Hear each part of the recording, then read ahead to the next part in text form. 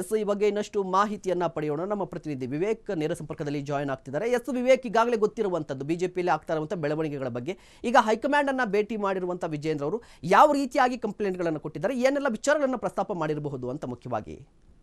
S Mahesh, ಸಾಕಷ್ಟು ದಿನಗಳಿಂದ ಕೂಡ ರಾಜ್ಯ ಬಿಜೆಪಿಯಲ್ಲಿ ಸಾಕಷ್ಟು ಫೈಟ್ ನಡೀತಾನೆ ಇದೆ, ಒಳಜಗಳ ನಡೀತಾನೆ. ಒಂದು ವರ್ಷದಿಂದ ಕೂಡ ವಿಜೇಂದ್ರ ಅವರ ವಿರುದ್ಧ ನೇರವಾಗಿ ವಾಗ್ದಾಳಿಯನ್ನು ಕೂಡ ನಡೆಸ್ತಿದ್ದಾರೆ ಯತ್ನಾಳ್ ಅಂಡ್ ಟೀಮ್ ಅಂತಾನೆ ಹೇಳ್ಬೋದು.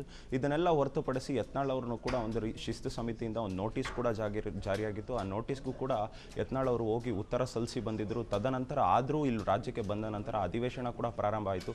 ಈ ಅಧಿವೇಶನದಲ್ಲೂ ಕೂಡ ಅಷ್ಟೇ ಯಾವುದೇ ರೀತಿಯಾದ ಸಾಥ್ ವಿಜೇಂದ್ರ ಅವ್ರಿಗೆ ನೀಡಲಿಲ್ಲ. ಈ ನಿಟ್ಟಿನಲ್ಲಿ ಮೋದಿ ಅವರ ಟೈಮನ್ನು ಕೂಡ ಕೇಳಿ ವಿಜೇಂದ್ರ ಅವರು ಅಲ್ಲೂ ಹೋಗಿ ಭೇಟಿ ಮಾಡಿದ್ದಾರೆ. ನಿನ್ನೆ ಅಷ್ಟೇ ಮೋದಿ ಅವರಿಗೆ ಭೇಟಿ ಮಾಡಿದ್ದಾರೆ. ಅಲ್ಲಿ ಸಾಕಷ್ಟು ವಿಷಯಗಳ ಬಗ್ಗೆ ಕೂಡ ಚರ್ಚೆ ಮಾಡಿದ್ದಾರೆ ಅನ್ನೋ ಒಂದು ಅಂಶಗಳು ಕೂಡ ಕೇಳಿ ಬರ್ತಾ ಇದೆ. ಪ್ರಮುಖವಾಗಿ ನೋಡ್ತಾ ಹೋದರೆ ರೆಬಲ್ಸ್ ಟೀಮ್ ಏನಿದೆ, ಈ ರೀತಿಯಾಗಿ ನೇರವಾಗಿ ವಾಗ್ದಾಳಿ ಮಾಡೋದ್ರಿಂದ ನಮ್ಮ ವೋಟ್ ಬ್ಯಾಂಕ್ ಕೂಡ ನಾವು ಕಳೆದುಕೊಳ್ತೀವಿ ಅನ್ನೋ ಒಂದು ಅಂಶಗಳನ್ನು ಕೂಡ ಹೇಳಿದ್ದಾರೆ. ಮತ್ತು ತದನಂತರ ಈಗಾಗಲೇ ಏನು ವಕ್ಫ್ ವಿರುದ್ಧ ಇನ್ನೊಂದು ಸಮಾವೇಶ ನಾವು ಮಾಡ್ತೀವಿ ಅಂತ ಯತ್ನಾಳ್ ಆಗಿರ್ಬೋದು, ರಮೇಶ್ ಜಾರಕಿಹೊಳಿ ಅವರು ಹೇಳಿಕೆಯನ್ನು ನೀಡಿದ ಕೂಡಲೇ ಒಂದು ರೀತಿಯಾಗಿ ವಿಜೇಂದ್ರ ಅವ್ರ ಬಣ ಕೂಡ ಫುಲ್ ಆಕ್ಟಿವ್ ಆಗಿದೆ ಅಂತಲೇ ಹೇಳ್ಬೋದು. ತದನಂತರ ರೇಣುಕಾಚಾರ್ಯ ಅವರು ಕೂಡ ಡೆಲ್ಲಿ ಪ್ರವಾಸನ ಕೈಗೊಂಡಿದ್ರು. ಪ್ರಹ್ಲಾದ್ ಜೋಶಿ ಅವರಿಗೆ ಭೇಟಿ ಮಾಡಿದ್ರು, ಮತ್ತು ಕೇಂದ್ರ ಸಚಿವರಾದಂಥ ಶೋಭಾ ಕರಂದ್ಲಾಜೆ ಅವರಿಗೆ ಭೇಟಿ ಮಾಡಿದ್ರು.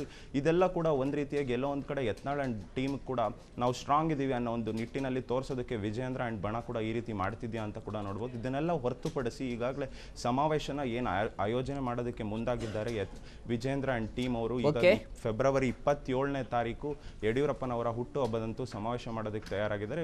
ಎಲ್ಲೋ ಒಂದು ಕಡೆ ಒಂದು ರೀತಿಯಾಗಿ ಒಂದೇ ಬಾಣದಲ್ಲಿ ಎರಡು ಹಕ್ಕಿಗೂ ಕೂಡ ಹೊಡೆದ್ರ ವಿಜೇಂದ್ರ ಅಂತಲೇ ನೋಡ್ಬೋದು. ಒಂದು ಕಡೆ ಯತ್ನಾಳ್ ಆ್ಯಂಡ್ ಟೀಮ್ ಕೂಡ ಸೈಲೆಂಟ್ ಆಗಿ ಇರಿಸೋದಕ್ಕೆ, ನಾವು ಶಕ್ತಿ ಪ್ರದರ್ಶನ ಮಾಡೋದಕ್ಕೆ ದಾವಣಗೆರೆಯಲ್ಲಿ ಸುಮಾರು 20 ಲಕ್ಷ ಜನಕ್ಕೆ ಸೇರಿಸೋದಕ್ಕೆ ಮುಂದಾದರು. ಮತ್ತು ಇನ್ನೊಂದು ಕಡೆ ಇದು ಕಾಂಗ್ರೆಸ್ಗೂ ಕೂಡ ಒಂದು ರೀತಿಯಾಗಿ ಟಕ್ಕರ್ ಕೊಡೋ ರೀತಿಯಲ್ಲಿದೆ. ಈ ಹಿಂದೆ ಕೂಡ ಸಿದ್ದರಾಮೋತ್ಸವ ಕೂಡ ಮಾಡಿದ್ರು ಕಾಂಗ್ರೆಸ್ನವರು, ಅವ್ರಿಗೂ ಕೂಡ ಟಕ್ಕರ್ ಕೊಡೋ ರೀತಿಯಲ್ಲಿ ಬಿಜೆಪಿಯವರು ಒಂದಾಗಿದ್ದಾರೆ. ಮತ್ತು ಬಿಜೆಪಿ ಬಲ ಸಾಕಷ್ಟು ಇದೆ ದಾವಣಗೆರೆಯಲ್ಲಿ ಅಂತ ತೋರಿಸೋದಕ್ಕೆ ಈ ನಿಟ್ಟಿನಲ್ಲಿ ವಿಜೇಂದ್ರ ಅವರು ಆ ಪ್ಲಾನ್ ಮಾಡಿದ್ರು. ಇನ್ನೊಂದು ಕಡೆ ಯತ್ನಾಳ್ ಅಂಡ್ ಬಣ ಕೂಡ ಇಲ್ಲಿ ವಕ್ಫ್ ವಿರುದ್ಧ ಮತ್ತೆ ಒಂದು ಹೋರಾಟಕ್ಕೆ ಸಮಾವೇಶಕ್ಕೆ ಸಿದ್ಧಾಗಿದೆ.